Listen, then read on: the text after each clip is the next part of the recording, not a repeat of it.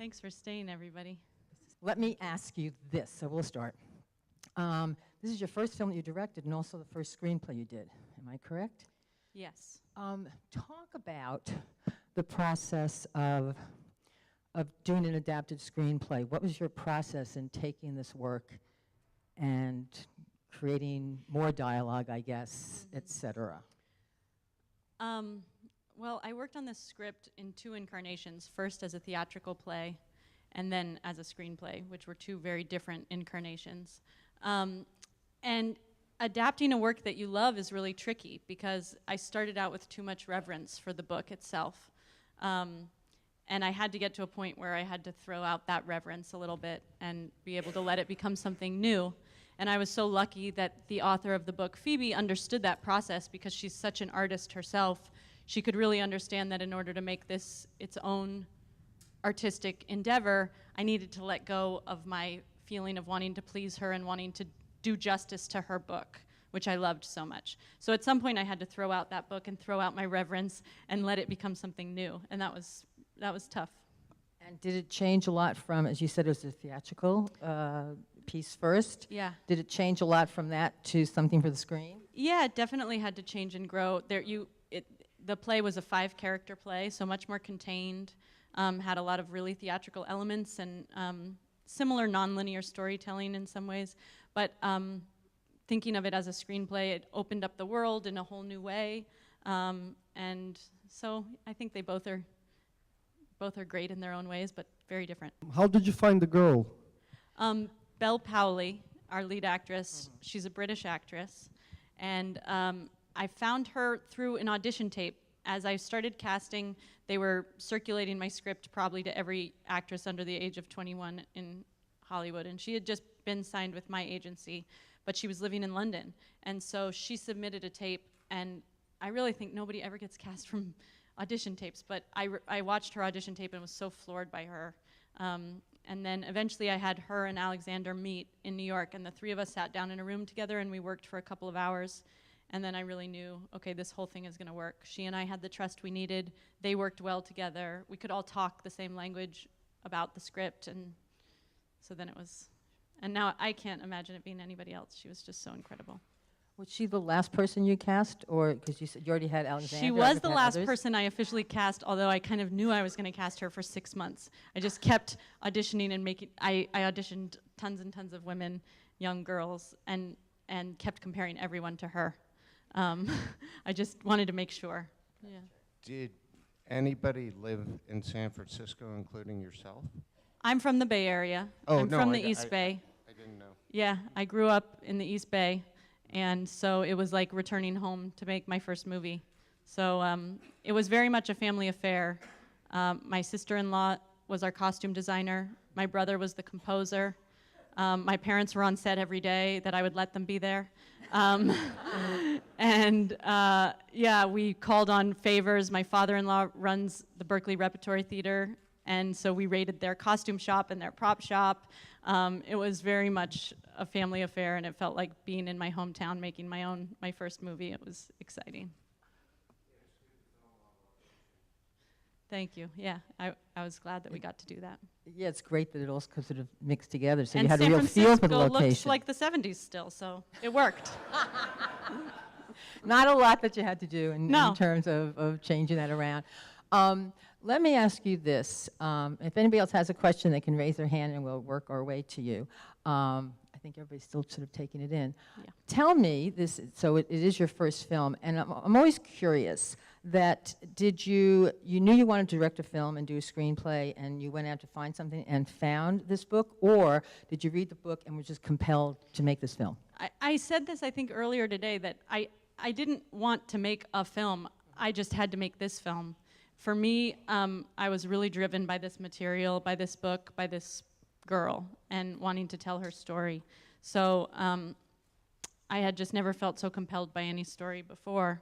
And I wasn't really planning on directing it originally when I first wrote the screenplay. But as I got further into it, I couldn't imagine somebody else directing my movie. So then I had to figure out how to direct it. Well, I think you figured that out. did an amazing job of manipulating the creep factor of on-screen sex, where it was about her in times where we know we should have been creeped out, but she was enjoying herself or growing. Yeah, what was the secret or process? I'm glad that you felt that way. My intention was to really tell the story from her perspective, and because she didn't feel creeped out by it, I didn't want us to feel creeped out by it. She doesn't view herself as a victim. She doesn't view herself as somebody who's being manipulated, so I didn't want us to feel that way about her.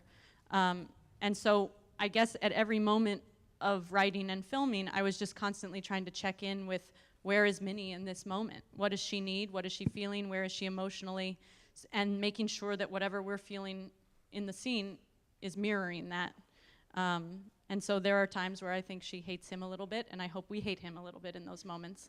But she thinks he's really sexy in the beginning, and so hopefully we think he's really sexy in his goofy way. And, so it was really about just being with her emotionally. And I know when I think back on my own teenagehood, even in the moments when I was in the most danger that I was in, and I look back and I think, how did I survive that? I didn't think anything was wrong. I thought it was great. I was having a great time.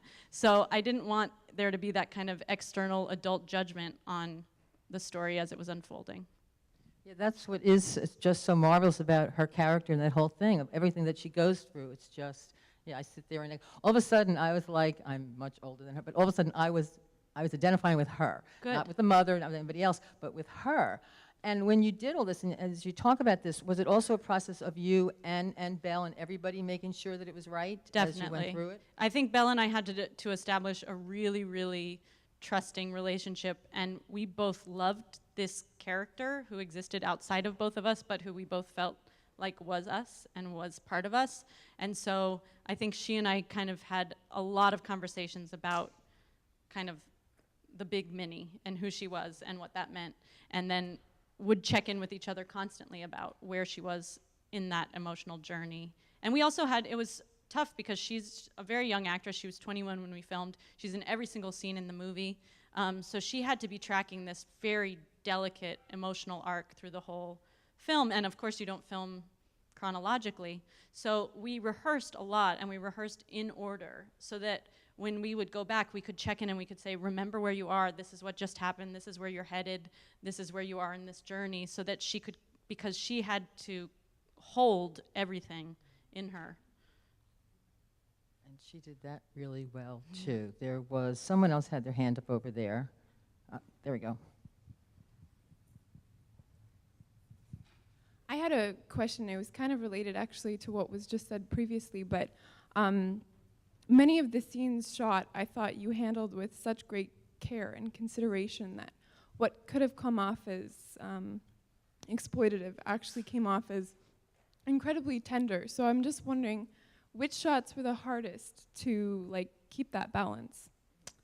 That's a good question, and I appreciate it. Thank you. I think that was a lot of. There was thoughtfulness throughout, hopefully, between me and my DP, Brandon Trost, and Bel and Alex and everybody who was working on these really, really delicate scenes. There was a lot of nudity. There was a lot of sex. There were a lot of situations that could have been handled in ways that would have made people uncomfortable. But I think my intention was never to make the audience feel like they were being punished or it was uncomfortable too far that you felt like horrible about yourself and wanted to take a shower. And I didn't want my actors to ever feel terrible. So it was really about, and I think there's just something about a movie being told from a female point of view. And as a female filmmaker, I just think without even almost knowing it sometimes, I was just shooting things in a different way than maybe a male filmmaker would have shot them. But I was really careful and conscientious about most of the nudity you see is not in sex scenes. It's definitely not meant to be like titillating nudity. It's mostly her in front of the mirror or, really reflective, because that was what interested me more. So all of those were very careful decisions and something that we were just trying to toe that line throughout every phase of the process. I was hoping we were kind of always towing that line of what is uncomfortable and feeling like maybe this is okay, and that you might have a moment in your own head where you're almost rooting for them at times and then go, what am I doing? Yeah. And I don't know if all the rest of it, I just kind of, heard that at that moment. We all kind of in unison had these I like, love various those different reactions. audible reactions. I love that. Exactly. I'm not going to say how much we made the movie for, but it wasn't a lot. But I will say we had really brave financiers who came on board and who believed in the project and who really understood what it was. I had in my head that it was going to be harder to find people who wanted to support this project than it ended up being. I think it really helped that I went through the Sundance labs and I wasn't just a lunatic out of the blue. But I don't know, there was a little bit of a stamp of approval there, but I felt really lucky that I found the partners I did who wanted to support the film, who are here tonight. And then we just had to figure things out. I mean, making a movie that's set in a period, you know, as a period piece for not a lot of money is tricky, but we found a lot of ways around it. We had friends bring their old cars to set and and a lot of Goodwill shopping and thrift store shopping. And yeah, and San Francisco still looks a lot like the 70s, so that really did help. And we, you know, just avoid cars, shoot into the buildings, that kind of thing. That part, the outdoor part, really easy. All right, this gentleman there, and then you. So. To what extent did Aline Kaminsky influence the author, and was she at all involved in the project because the cartoons reflect a lot of her influence and they're magnificent? Definitely the author was very influenced by the underground 70s comic book scene that was happening in San Francisco, and Aline Kaminsky was one of a number of female comics that she looked up to, Diane Newman being another one. And the woman who wrote the book, Phoebe, really did write letters to Aline Kaminsky and started a friendship with her. So when we started the project, we contacted Aline, and she's wonderful, and she read a draft of the script and gave me some notes about her lines and how she would have talked, how she would have responded back to a young artist writing her letters. So she was definitely very aware of the project and gave help where we needed. And then our wonderful animator, Sarah, kind of took that style and took Phoebe's style of drawing and kind of created a real visual language based on what was happening in the 70s then and that whole comic book era, and tried to really make it feel like it was hand-drawn, paper, tactile animation. And how did you, and working with her, I guess, too, determine where in the, where in the film in various points the animation comes in? Because it's done, very specifically and judiciously. Yeah. Sarah was one of the first creative people who came onto the project. I think she worked for 2 years on the animation for this because she hand drew every frame.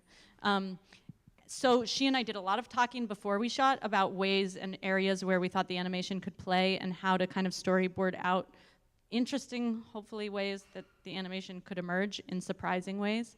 And then we found some stuff afterwards. In the edit, we would then sometimes find a little moment where it seemed like we could seamlessly transition the animation. So it was a combination. Obviously, shots like where she looks at her feet and then her feet animate and she starts walking down the street, we had to plan that because we had to get that shot. But other things, we ended up kind of finding the ways in which the animation could transition us. And we just tried to constantly push ourselves to think of new weird ways that animation could pop out, like the penis in the comic book shop and stuff like that.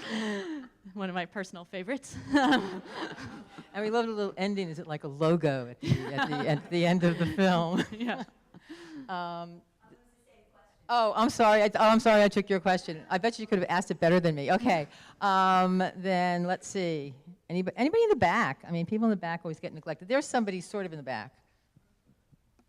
I meant actually the back. If anybody back there's a question, stick your hand up and we'll find you. I see one. Mari, you said that you got rid of some of your reverence for the story. How did the story change for you from reading it to doing the play to now to doing the movie? I think, God, that's a big question.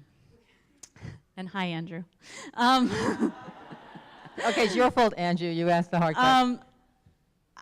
I think a lot of things changed. I combined characters. I found ways to tell the story. I started to realize that certain characters were functioning in similar ways to other characters. It became more about this kind of grand arc that Minnie was going through and how to have some of the other stories that existed, because the book is really long.